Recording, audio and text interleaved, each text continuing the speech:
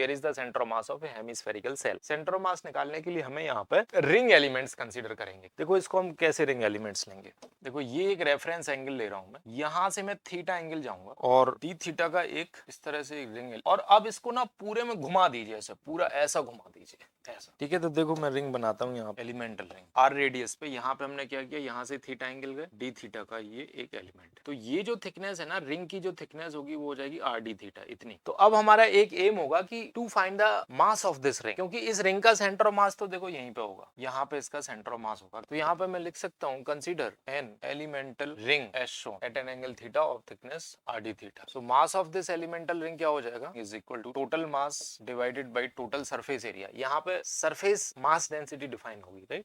तो what is the surface area of a shell, shell है ना 2D बॉडी है, 2D स्ट्रक्चर है, 2 पाई आर स्क्वायर से डिवाइड कर देंगे क्योंकि आधा है, into area of this strip, जो रिंग यहाँ पे ऐसे कटेगी, इस पट्टी का जो एरिया होगा, इसका रेडियस कितना है, इसका जो रेडियस है यहाँ से लेके यहाँ तक, ये वाला जो रेडियस, दिस रेडियस इज, इसको स्मॉल आर लिख लेता हूँ अभी। तो this is equal to 2 pi r two r D theta, है ना, 2 पाई आर सर्कमफेरेंस हो गया इनटू थिकनेस, ठीक है, ये हो गया sigma into D A, sigma D A. तो यहाँ से 2 पाई से 2 पाई मैं कैंसिल कर देता हूँ और एक आर से एक आर भी कैंसिल हो गया। So D M is equal to capital M over R into R D theta. D M मतलब किसका मास, इस एलिमेंटल रिंग का मास। अब इस रिंग का जो मास है उसका सेंटर ऑफ मास इधर होगा, तो इस रिंग का मास मूवमेंट मैं कैसे लिखूंगा, यहाँ पे जो YCM आएगा, YCM is equal to integral of dm into y upon integral dm। So dm की जगह ये रख देंगे capital M upon r into R D theta into y. अब y देखो y कितना है, इस y को मैं लिख दूंगा, ये कैपिटल R है, ये थीटा है तो ये भी थीटा है, y is nothing but r sine theta. तो ये हो जाएगा capital M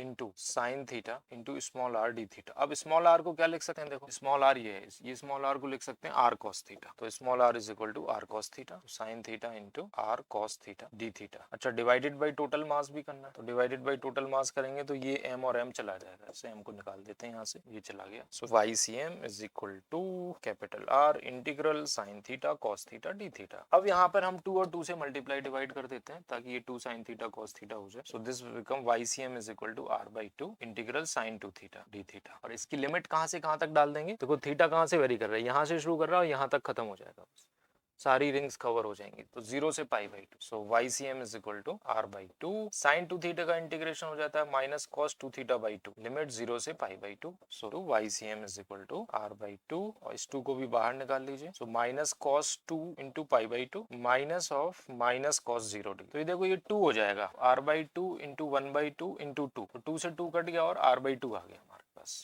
So YCM is equal to R by 2, capital R by 2. This is the position of center of mass of a shell.